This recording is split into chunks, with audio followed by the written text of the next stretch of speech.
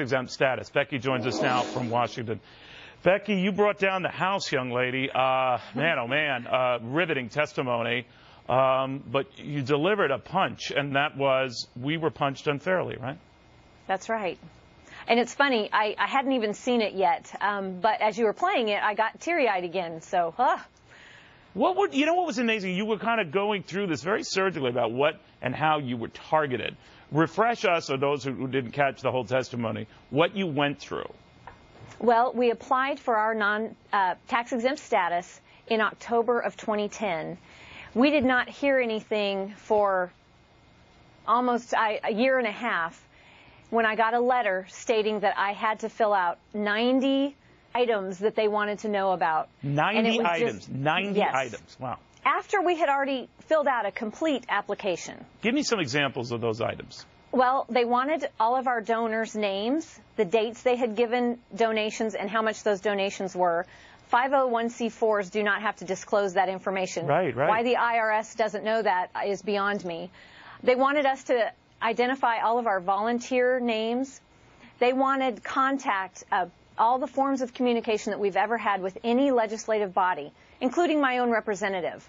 They wanted copies of all speeches, who the speakers were and what their credentials were, and that's just a sampling. But Becky, what did you do? Or I'm sure you consulted either lawyers or other group members, say, hey, is it me or is this wacky? I mean, what happened? Well, fortunately, at the time I actually got my letter and really read through the questions, I was getting calls from other leaders across the nation that were getting the same types of letters. So we realized right away we were being targeted.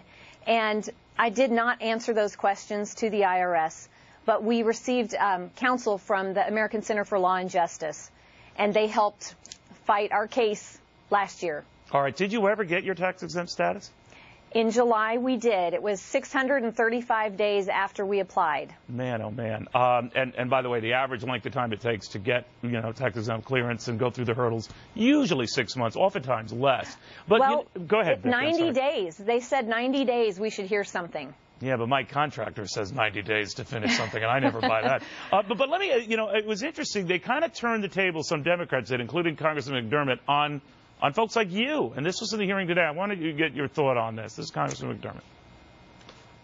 Let's not forget, this happened under an IRS commissioner appointed by George Bush.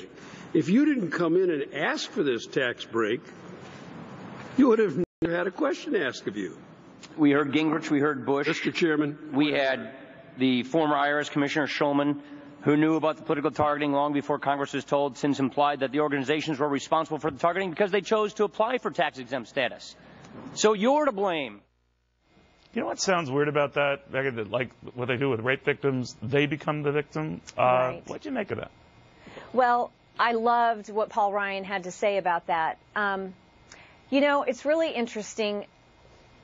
We have laws within the IRS, the rules, and we were playing by the rules. We applied for our tax-exempt status because we thought that was the right thing to do. We wanted to be accountable to the government, accountable to our members, and we were trying to do the right thing. We fell within the boundaries. We were following the rules exactly like we were supposed to, yet it was our fault. But, Becky, I'm trying to give the benefit of the doubt to the IRS, because none of them ever come on this show, although we keep trying and hope springs eternal, eventually someone will. But I'm trying to think, well, maybe they were coming down hard on you guys because so many of you were applying for this status at the same time. That's their argument. What do you say in response?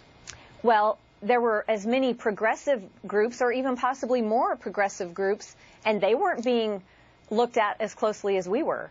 No, that's so a very good that point. argument fails. All right. And we're going to have our own Lizzie McDonald on that in just a second. But, Becky, thank you in the meantime. Well, imagine running for the